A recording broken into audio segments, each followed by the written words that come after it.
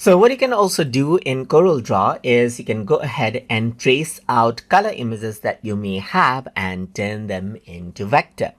So to do that, I'm going to go around onto the file menu, and then I'm going to go around onto import right here, and I'm going to select an image that I want to go ahead and trace. Let's see, for example, let me just go around and select out let's say, for example, this particular image right here, and I'm simply going to go ahead and import and click and drag this out. So in order to go ahead and trace this particular image out and then turn it into vector, you need to go around onto the trace image section and then go to outline trace. And here you can see that low quality image and high quality image is an option. Let me just go around onto high quality image right here. So now what happens is that it goes around and estimates out, and you can see that it does take a bit of time in order to go around and trace this out, because there is a bit of a level of detail in this particular image. So now once that is done, you will be able to see a preview of the particular image around over here.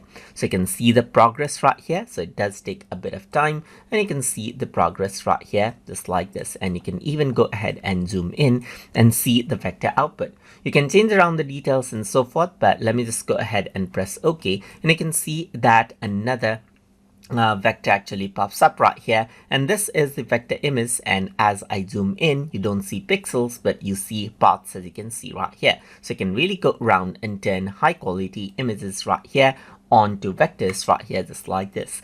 Let me just go around and then import out another type of image as well. So let's just go around over here onto my GTTube drive right here, and let's just go around and bring in, let's say, for example, this particular logo right here, which is quite simple. This is raster graphics. So I can simply go around over here and, let's say, for example, do a high quality trace for that as well. So you can see that it is actually going around and then estimating this out. Then you can see that this is the output right here. You can change the level of detail according to how you want as well, and that is what you have. So you can choose the level of detail right here, press OK, and then this is what you have. So if I were to go around and zoom in, you can see that now this is actually a vector graphics right here, just like this. So I can go around and move this out right here.